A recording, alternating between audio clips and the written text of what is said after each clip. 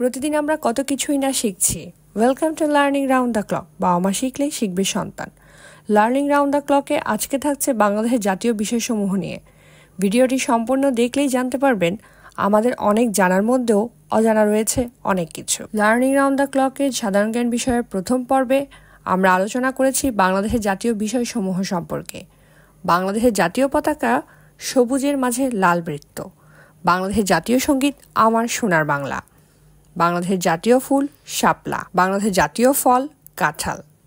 বাংলাদেশের জাতীয় বৃক্ষ আম গাছ। বাংলাদেশের জাতীয় মাছ ইলিশ। বাংলাদেশের জাতীয় পাখি দোয়েল।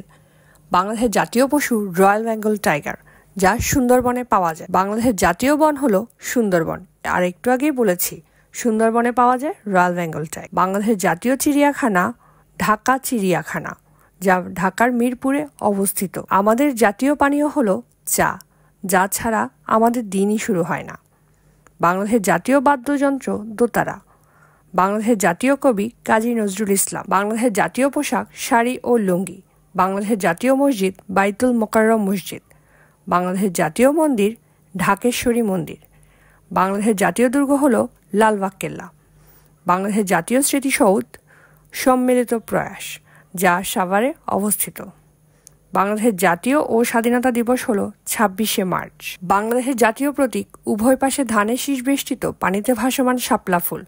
তার মাথায় পাট গাছের পরস্পর সংযুক্ত ৩টি পাতা এবং উভয় পাশে ২টি করে তারকা বিদ্যমান। আমাদের জাতীয় উৎসব হলো বাংলা নববর্ষ বরণ উৎসব, যা বৈশাখ মাসের ১ তারিখে উদযাপিত হয়। বাংলাদেশের জাতীয় খেলা কাবাডি, যা হাডুডু নামেও পরিচিত। বাংলাদেশের জাতীয় স্টেডিয়াম বঙ্গবন্ধু জাতীয় স্টেডিয়াম।